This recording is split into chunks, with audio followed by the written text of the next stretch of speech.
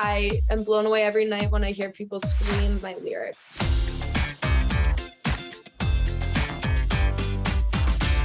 you're selfish. 9, you're jaded. 8, the dumbest guy I've dated.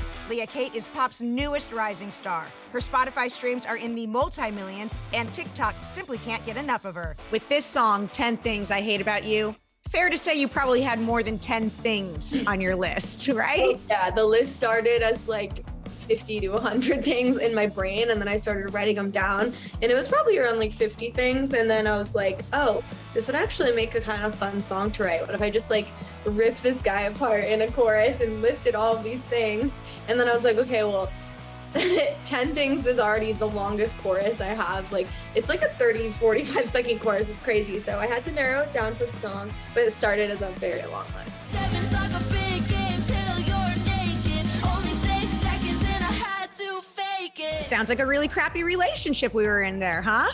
Yeah, it wasn't great, but you know, I wrote this list to like heal myself because I could only remember the good things about the relationship, which would like make me miss him. And then I'd always feel, yeah, you need to remember like the reality of it. And sometimes you have to just like actually remind yourself and write it down to like be like, okay, that's why I'm moving on and why I don't need to dwell on this anymore. And so yeah, it wasn't great. It was a bit toxic, as you can hear. But I wrote the list to yeah, like heal myself, heal others. And it honestly, when you lay it out like that, it really does help. And when you scream it, it helps even more. And when you scream it every night on tour, you're over it. Tell me about the process of making this music video. Was this all done in one day, or did you have some time to let it breathe? It was all done in one day, and it was definitely very rushed because the song was out and we wanted to get a video done like ASAP. So we did it in like 8 hours. It was so much fun. It was my first really big like pop music video. All of my past music videos, you know, have been like ordering props on Amazon and like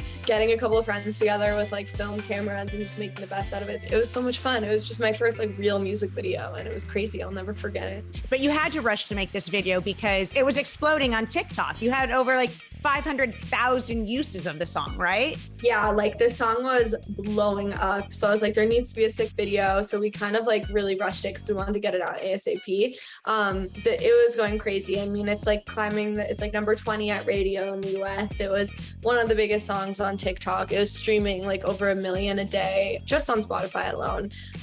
It was really exploding. I've never had a song do what this did, and it was so exciting. Like, I've worked for years to have my music get listened to like this, and it was so exciting. It still is exciting. It's still growing, and it's wild to see like how the world connected with it. And in a way, it's unfortunate because people can relate to the song, but also I know that people are like, this is free therapy for me. So that's like means the world to me to hear. I've got a list of why you don't get to me. You use the F-bomb a lot. You use the F-bomb in this song. You've got the F-U anthem. You've got the F up the friendship. I'm not going to say it. I'm a mother. Did you grow up, were you allowed to cuss at home?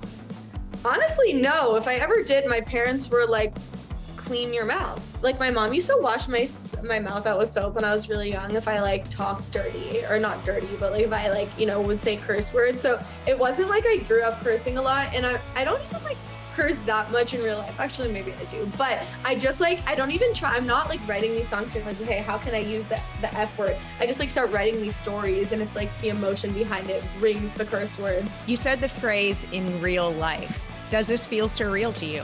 Oh, You're yeah. a rising pop star.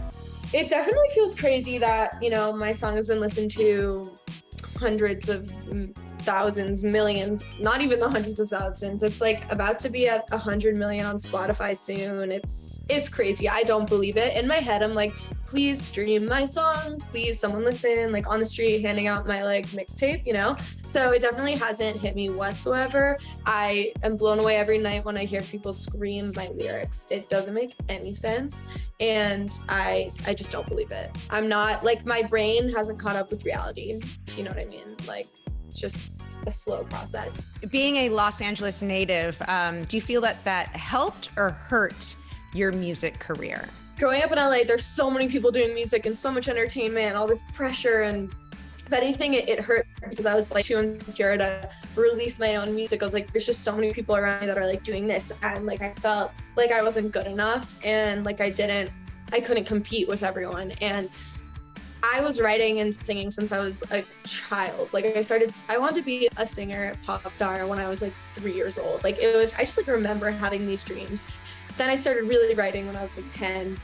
But I didn't really release music for like a long time, and I was insecure, and it was probably because I was like grew up in the city where there's so much noise and so much music and entertainment. And at one point I was like, I'm gonna move to New York and start fresh. I'm not gonna know anyone. No one's gonna like judge me for my songs. I was so afraid of being judged and not being good enough or smart enough. I was so shy, and I think it took me a long time to get over that. And maybe it did have something to do with my environment growing up in LA, where there's so many talented people around you that it really, I didn't feel like I could cut it. So I had to move away and kind of start over. And I did that.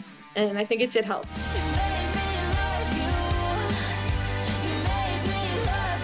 Leah Kate, the single is called 10 Things I Hate About You. Give me 3 reasons why we should listen to it. It's free therapy. It'll get you over an ex or a friend or whoever.